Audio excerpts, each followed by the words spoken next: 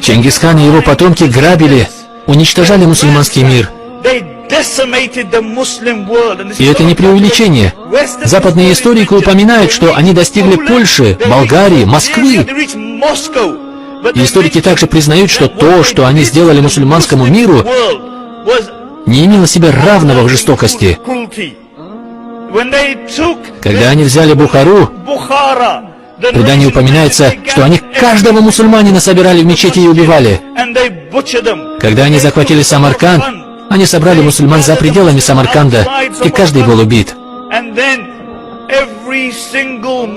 Они отрезали им головы и соорудили из них пирамиды.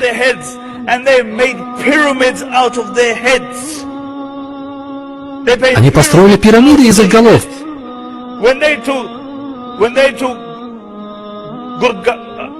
Джувайни, известный историк, говорит, что когда они захватили Гурган, более 50 тысяч 50 тысяч монгольских солдат, и каждому дали по 24 мусульманина, чтобы казнить. И после этого они двинулись куда? Они пошли на халифат. Багдад. Багдад был самым красивым городом мусульманского мира. Если не самым красивым городом мира, Мустасим был халифом. И когда Хулягу достиг окраин Багдада, Мустасим посоветовался со своими советниками, и они сказали: лучше всего тебе пойти и договориться.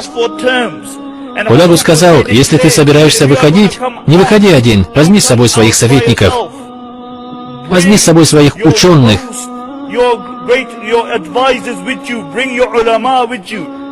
Итак, Мустасим вышел с 700 людьми, но Хулягу разрешил только 80 из них войти в палатки. И взяли остальных, что были лучшими представителями Багдада, и убили каждого. И сейчас Мустасим стоял на суде монгольского принца. Тот Мустасим, к суду которого приходили, тот Мустасим, который делал выговоры, наказывал. Он дрожит перед Хулягу, и Хулягу говорит: я оставлю пока что тебя в живых. И причина, по которой они оставили его в живых, была в том, чтобы он вернулся обратно в Багдад и сказал своему народу сложить оружие. Так они вернулись в Багдад, и когда Мустасим приказал своему народу сложить оружие, они схватили 3 сыновей Мустасима и перед ним казнили их. Затем они захватили его сестер и на глазах Мустасима убили их. После этого они собрали ученых и начали всех их убивать.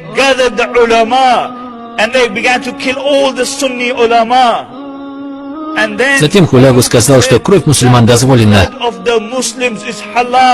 В течение следующих 40 дней они безжалостно убивали мусульман. В те 40 дней, когда не было автоматов, они строили ряды из людей и разделывали их, как вы разделываете курицу из птицефабрики. Они резали мусульман в течение 40 дней.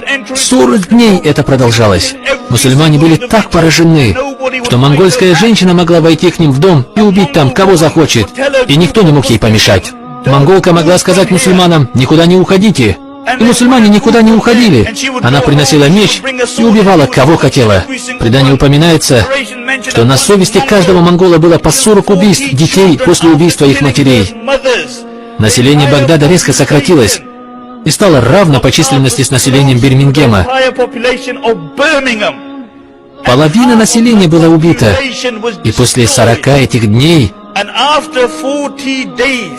Хулягу пришел в Багдад и дал приказ остановить убийство. Мусульмане копали себе могилы и прятались в них от монголов. Они ели собак, кошек и даже трупы, чтобы не умереть от голода. Увидев всю эту ситуацию, Хулягу сказал Мустасиму: принеси мне свою главную ценность. Мустасим принес ему свою ценность, но Хулягу сказал: нет, принеси мне ту ценность, которая спрятана. В середине дворца они нашли потайное место, где было спрятано золото, которое собирали в течение 500 лет. 500 лет назад халиф Аббасид спрятал золото в этом месте, и вот в один день его нашли. Затем Мустасима заключили в тюрьму и морили его голодом. И Мустасим попросил немного еды. Хулягу отправил ему тарелку, которая была полна золота. И Мустасим сказал: «Что я буду делать с этим золотом?» И вернул тарелку с золотом. И тогда Хулягу спустился к Мустасиму в темницу. «Посмотрите, это не мусульманин!» И он говорит королю-мусульманину: «Если ты не можешь есть это золото, тогда для чего ты копил столько золота? Почему ты не раздал все это золото своему народу, который готов был умереть за тебя?» Затем Хулягу поднял наверх Мустасима и показал ему главные ворота Багдада. И сказал: «Какой смысл теперь в этих огромных металлических воротах, если не осталось мужчин, которые смогли бы защитить их? Почему ты не переплавил эти ворота в копья и не раздал их своим воинам?» И Мустасим сказал: «Это кадар Аллаха». Хулягу сказал: «Я покажу тебе кадар Аллаха». Он свернул Мустасима в ковер, и Мустасим был растоптан конями монголов. 800 тысяч мусульман умерло. 800 тысяч мусульман. Самая большая в мире библиотека мусульман. Миллионы книг были разграблены и потоплены в реке Ефрат. Ефрат был черным от чернил. Черным от чернил. Хулягу посчитал трудным находиться в Багдаде из-за вони тел убитых. Он ушел из Багдада.